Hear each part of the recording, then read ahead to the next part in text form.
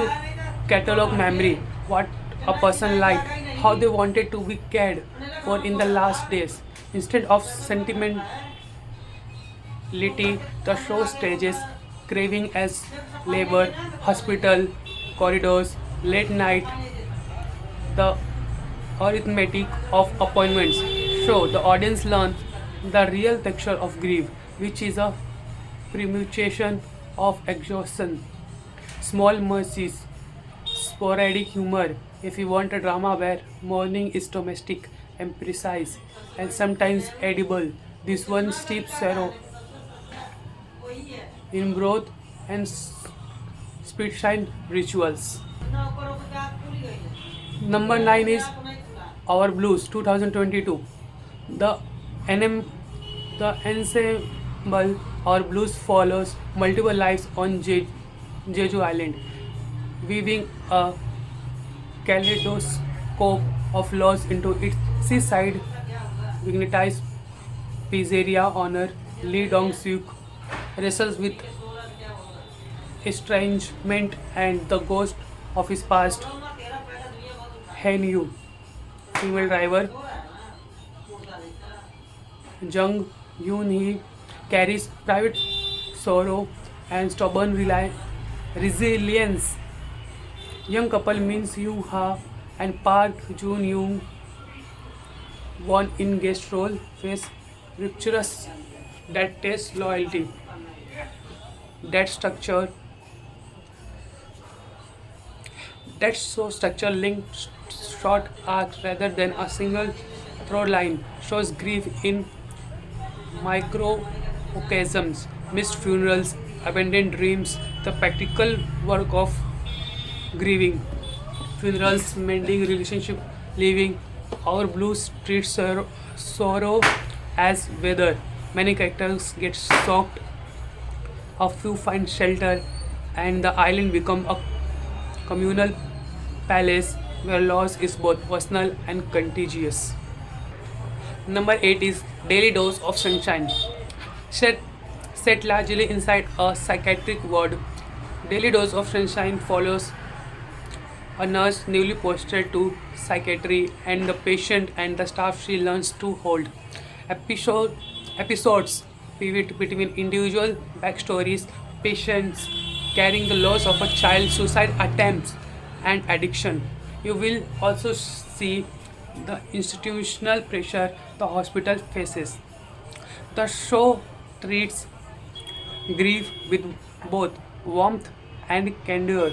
It refuses easy resolutions and instead shows incremental progress. A phone call remembered, a panic attack interrupted by a steadying hand. Grief here is a communal and clinical.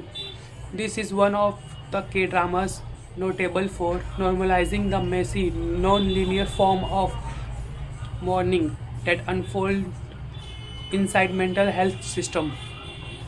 Number 7, You Are My Spring, 2021. Kang Kang Da Jung runs a small hotel and lives in an apartment building whose residents are slowly revealed to be stitched together by long buried crimes and childhood wounds.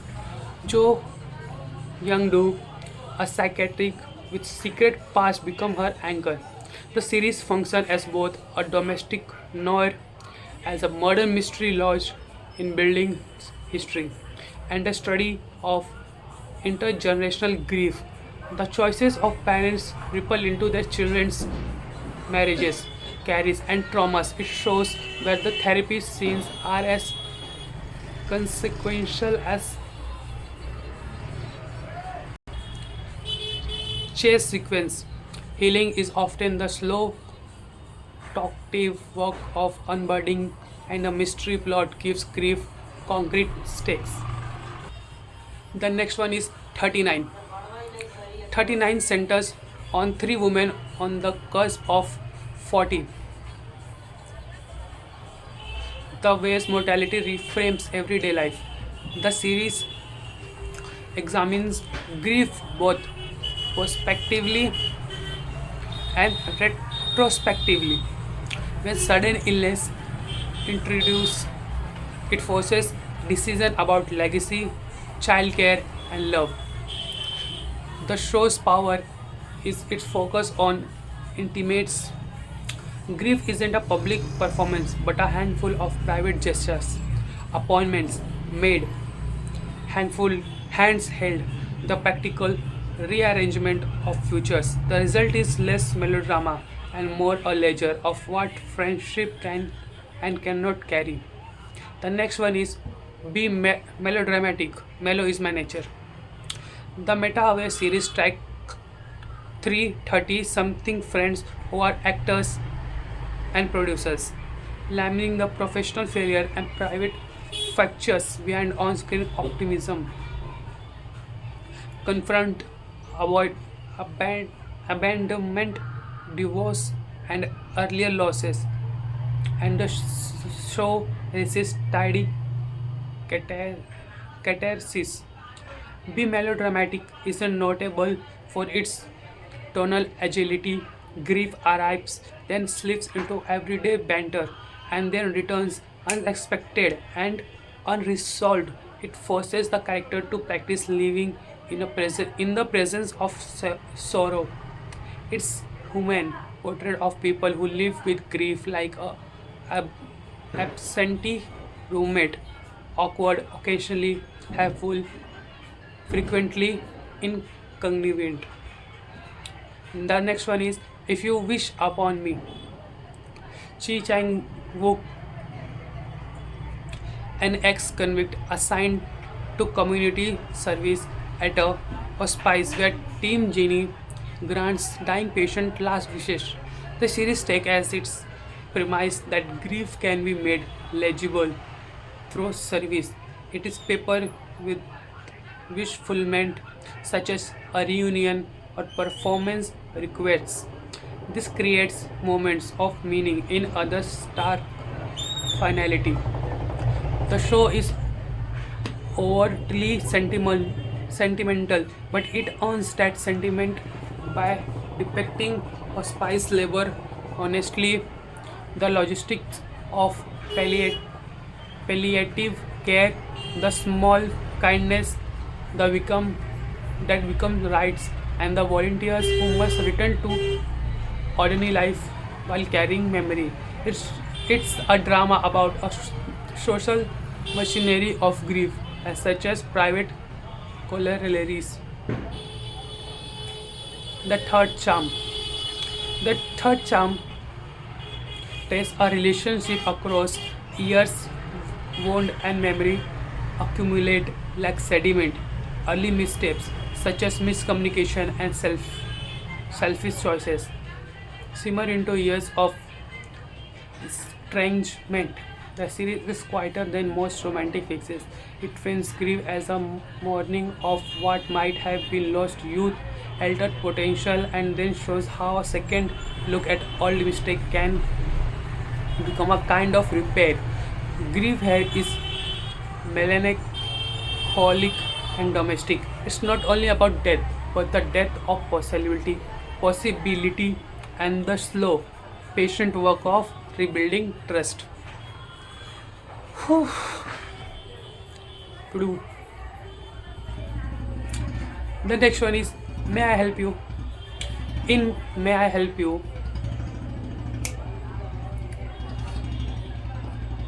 Beg Dongju runs an errand help service that begins to intersect with spirits and people wanting to fix unfinished businesses.